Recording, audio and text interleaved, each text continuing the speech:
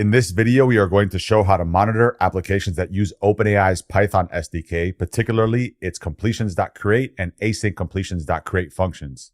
Here we are starting with an empty folder somewhere on our computer, and you can see we're using Python version 3.13.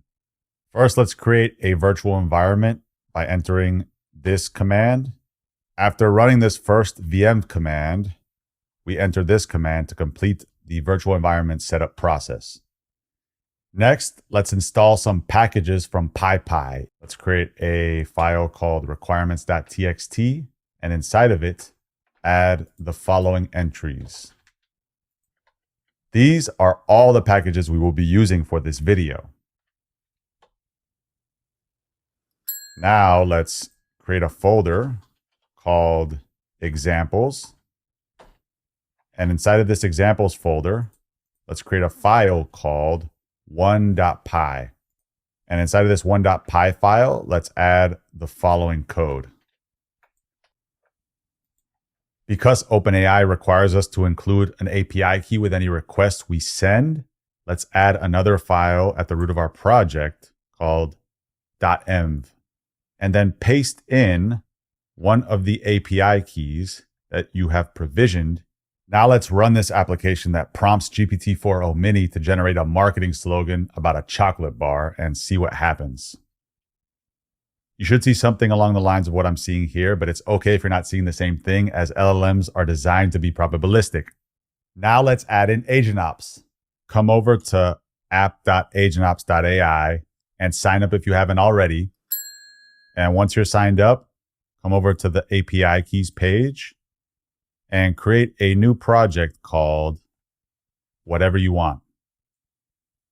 After you create the project, copy the API key that AgentOps associates with this new project. And let's come back to the .m file and add a new entry on a new line that reads, in all caps, AgentOps _API _key equals, and then paste in the API key that you copied.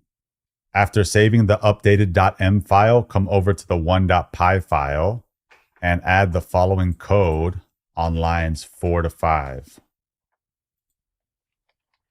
And also add this code after the AgentOps import. As we're setting the auto start session parameter of the AgentOps.init function to be false, it means we have to explicitly specify where we want AgentOps to start and stop tracking our OpenAI SDK calls. So let's replace lines 12 to 20 with the following code.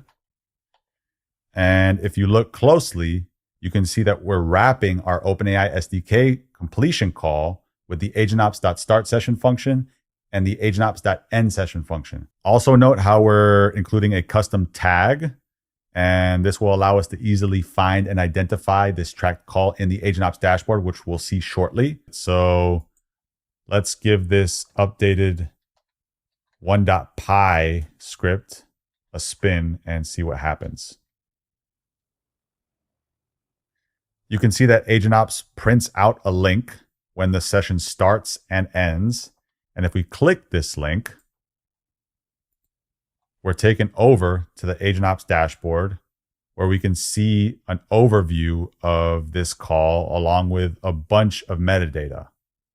Also note how we can come over to the overview page to get an overview of all of the calls associated with this project, which allows us to track failure rates and some other metrics as well.